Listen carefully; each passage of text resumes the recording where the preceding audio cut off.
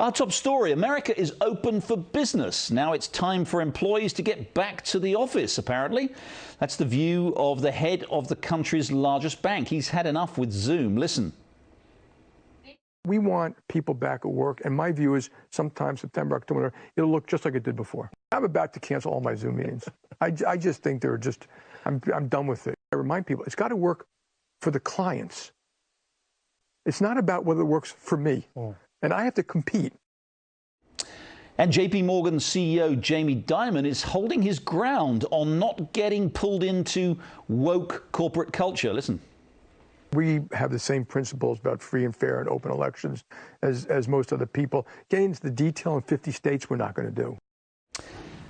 That's Mr. Dimon there speaking at the Wall Street Journal CEO Council meeting today. All very interesting. Well, joining me to discuss this is Charlie Hurt, the Washington Times opinion editor and a Fox Business contributor. Charlie, welcome. Great to see you, Jerry. So Jamie Dimon, at least, has had enough of Zoom, thinks it's not working for a lot of people, wants us all back in the office. What say you? Yeah, I think he speaks for a lot of Americans, of course, and of course he mentioned this, and it's important to remember that the problems with Zoom meetings it's kind of a rich man's problem. It's a first world problem. There's a vast swaths of our economy that doesn't work for people, entire sections of the economy where Zoom doesn't work in the first place. So it's important to kind of keep that in mind.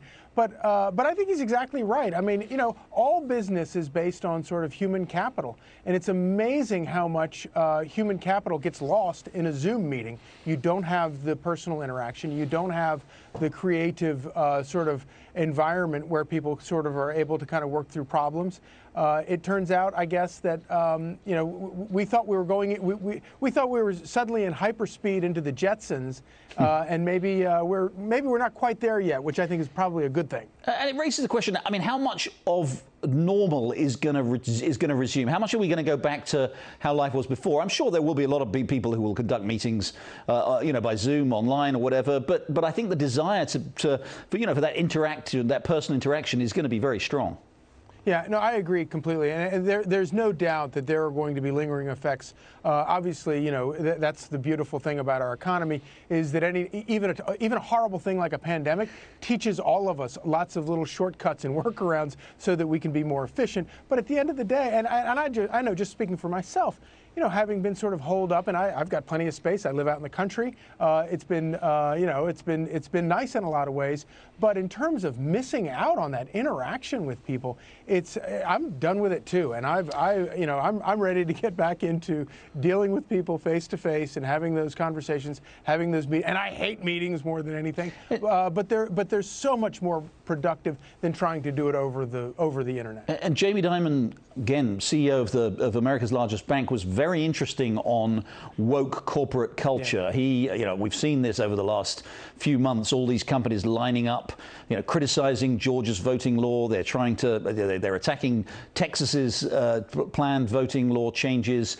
We had hundreds of them signed that letter condemning these actions, saying it's the company's duties to weigh in. He doesn't think so. He thinks, look, as he says, are we really going to get involved in lobbying, in campaigning in 50 separate states about their voting procedures? It's kind of interesting coming from someone as powerful and as influential as him that maybe it's an example that woke corporate culture is not actually seducing everyone.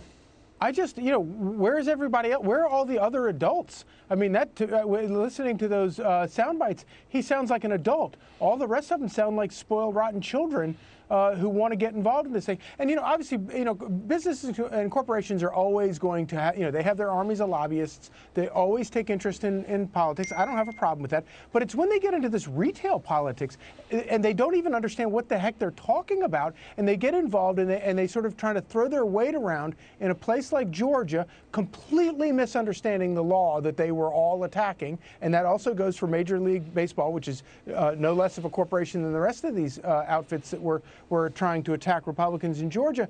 Their ignorance is just astounding. They should stick to what they do, and obviously they have an interest in laws that affect them, but this is an entirely different thing. It's like they're just trying to, it's like they're preening for the cameras, and they want to like appeal to voters or appeal to customers by saying, see, we're taking this position that's totally unrelated to us. We take this position, so don't you like us? Don't you like our products more? That's a strange perversion, I feel like, of politics these days.